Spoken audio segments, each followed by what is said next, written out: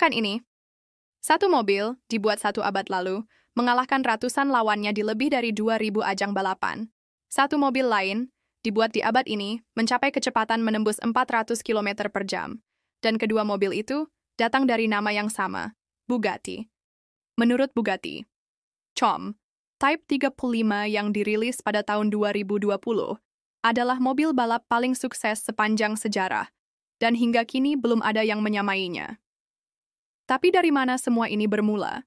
Mari kita gali fakta yang menakjubkan dan kadang mengejutkan dari sang legenda otomotif, Bugatti. Like, subscribe, dan tulis di komentar, apa mobil impianmu kalau uang bukan masalah? Awal abad ke-20. Ettore Bugatti, seorang pemuda keturunan Italia kelahiran Milan, bukan hanya seorang insinyur. Ia adalah seniman. Ayahnya, Carlo Bugatti, adalah desainer furnitur dan perhiasan terkenal. Ibunya, keturunan keluarga pelukis. Maka jangan heran jika desain Bugatti sejak awal tidak hanya efisien tapi juga elegan.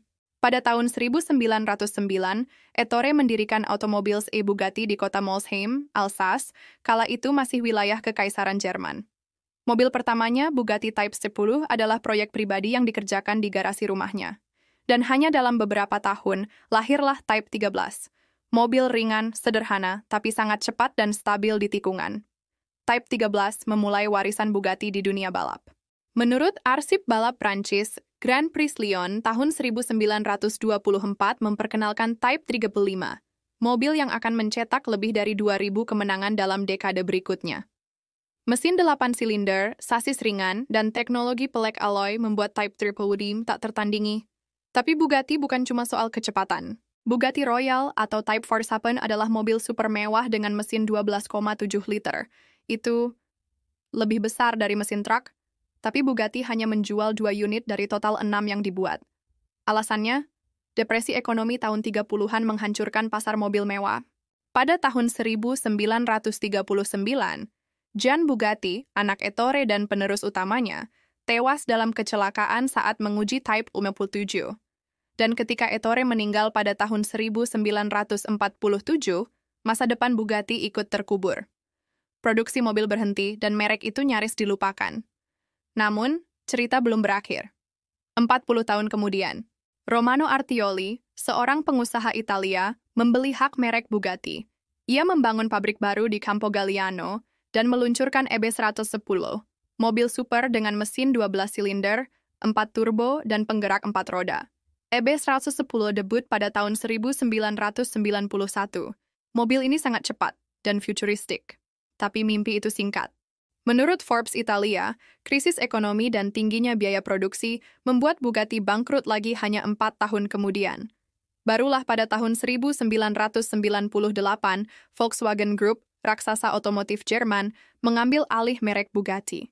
Mereka tidak hanya ingin menghidupkan kembali Bugatti, tapi membangunnya menjadi simbol kemewahan dan teknologi tertinggi. Dan pada tahun 2005, dunia menyaksikan lahirnya sang monster, Bugatti Veyron. Veyron 144 adalah revolusi. Dengan mesin WA15, itu artinya 16 silinder, 4 turbo, dan tenaga 1011 tenaga kuda, mobil ini menembus kecepatan 407 km per jam.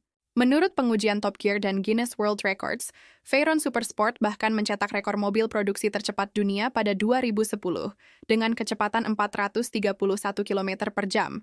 Tapi bukan cuma soal kecepatan. Sistem aerodinamika aktif, transmisi 7 percepatan ganda, dan pendingin oli kompleks menjadikan Veyron sebuah mahakarya teknik.